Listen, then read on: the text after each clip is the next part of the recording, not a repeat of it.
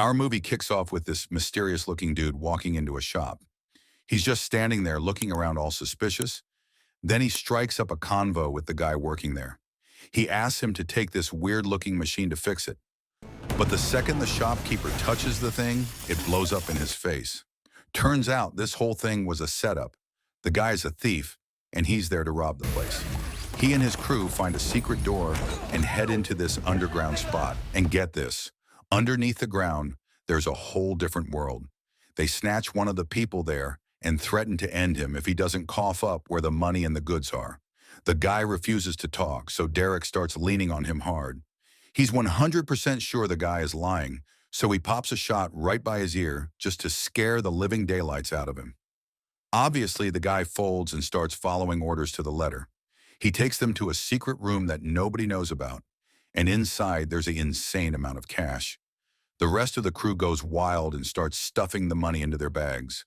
Once Derek is sure all the cash is out, he decides to liquidate everyone there because they saw his face, and he's not about to leave any loose ends. So as soon as they step out, they blow the entire room to pieces. A few hours later, they meet up with their big boss and hand over all the loot. The boss is hyped about Derek because he always pulls off the mission perfectly and never fails. He gives everyone their cut, then tells Derek to take the rest of the money to a safe house and lay low for a while until the heat dies down. The problem is, their pilot is feeling really sick, so they're forced to bring in a new pilot they've never worked with before.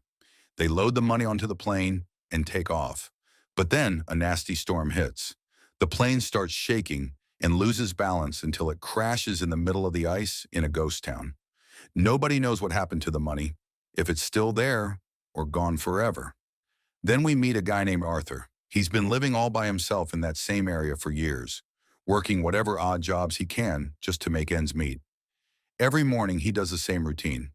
Wakes up, stares at his family's photo, grabs his fishing gear, and heads out to find something to eat. He has no idea that today is going to be unlike any other day. While he's walking, he suddenly sees a human hand sticking out of the ice. He freaks out and starts hacking away at the ice until the body surfaces. It's the pilot, the one who had all the gang's money. Then Arthur spots a huge black chest next to the body. He struggles to get it open, but when he finally does, he's totally floored by the amount of cash inside. He can't even count it. He thinks about his life, how he can barely afford to eat, and suddenly he's looking at enough money to let him and his kids live like kings for the rest of their lives. We find out the chest is waterproof, which is why the money is perfectly fine. Arthur doesn't know there are more chests under the water filled with cash.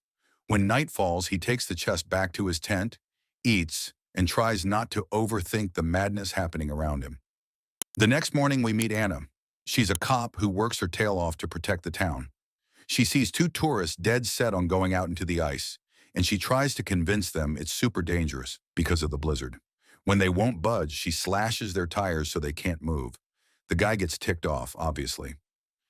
Then we meet Ben, who lives in the same town. He's a priest now, trying to walk the straight and narrow after leaving his life of crime behind.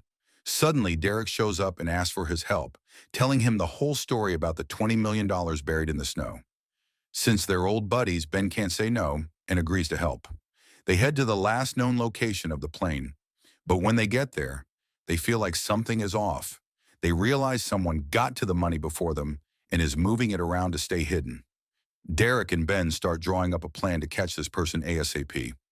Meanwhile, Anna arrives at a scene after hearing about an accident. A guy named Hyder tells her he's looking for his wife. By chance, she sees Arthur and insists on searching him because she thinks it's weird for a guy like him to be out there alone.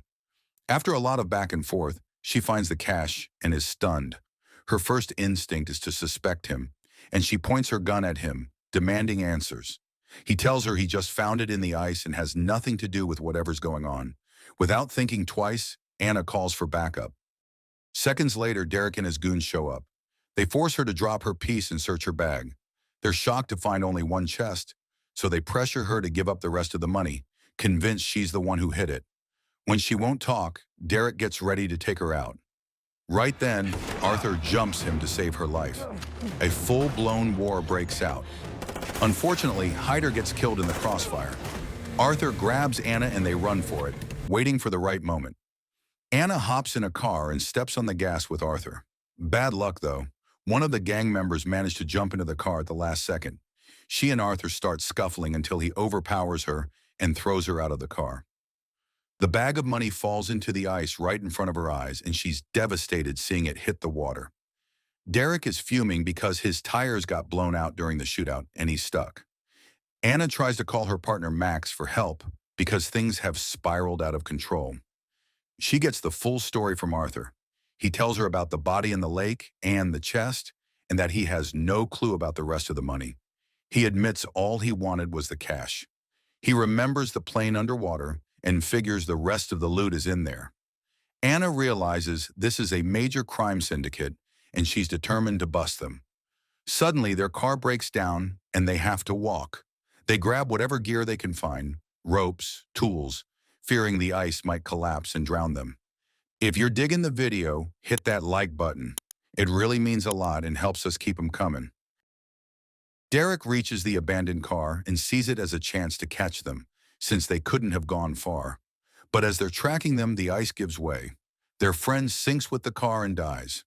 Derek realizes Anna is one smart cookie. She anticipated this, and that's why she ditched the car. Derek tells his crew to drop any extra weight so the ice doesn't break again. Arthur and Anna feel the danger and look for a place to hide. Arthur remembers his secret hideout, but just as they're talking, the gang catches up. Another fight kicks off. One goon attacks Arthur and tries to drown him.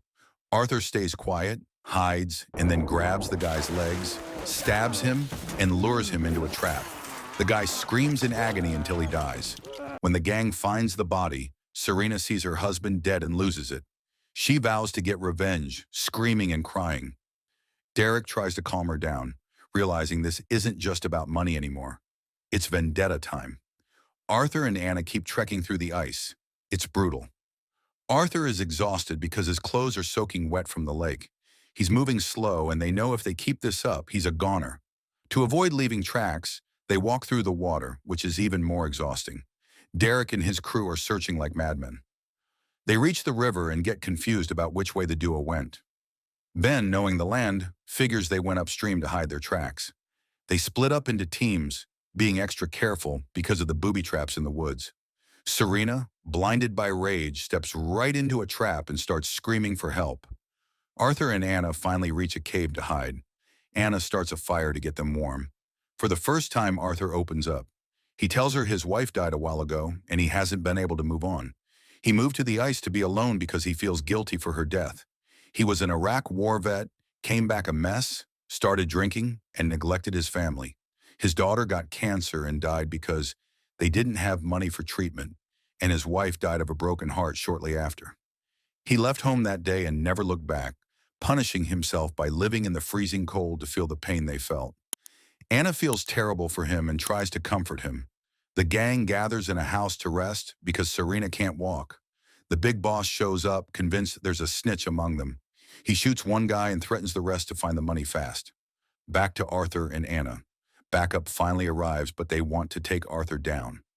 Anna barely manages to save him, telling them now's not the time, and they need to deal with the gang first. They head back to the crash site. On the way, they see the ice cracking everywhere. They reach a tent belonging to some locals, and Arthur tells them everything. When they hear about the money, they see it as a chance to fix the town's problems. The local leader tries to find a way to get the money out of the water. Just then, Anna's assistant shows up. She's shell-shocked to find out he's working with the gang. He tries to bribe her to join them, promising she won't get hurt. Anna is heartbroken that he'd sell his soul for money. Things escalate. He pulls a gun on her and forces her and Arthur into a car. Arthur starts playing mind games with him, suggesting they team up and take all the money for themselves instead of giving it to the gang for peanuts. The guy falls for it. He reaches into a bag to check the location, but it's a trap. His hand gets crushed, he screams, and the car flips. Arthur and Anna escape safely. The gang catches up and starts blasting. Serena tries to kill Arthur and shoots him in the leg, crippling him. The boss tells them to kill Anna since she's useless now. But Ben refuses. He sees this has gone too far, drops his gun, and walks away. The boss doesn't hesitate. He shoots Ben in the back. As Ben falls, he notices methane gas leaking everywhere. He flicks his lighter and tosses it. Kaboom! One by one, they start catching fire. Arthur drags himself into a building where Derek is holding Anna at gunpoint. Even after losing his whole crew, all Derek cares about is the money. Anna catches him off guard, grabs a weapon, and a brutal three-way fight breaks out. After a massive struggle, Arthur finally kills Derek. Afterward, Arthur takes a moment by the lake to breathe. Later, we see him living with the townspeople, starting over and letting go of his past. They managed to get the money out, kept it a secret from the government, and used it to build hospitals and schools. Everyone loves Arthur for saving them.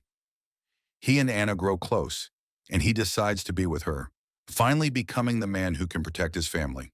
They all live happily ever after, and that's the end of our story. Stay tuned for more recaps. Peace.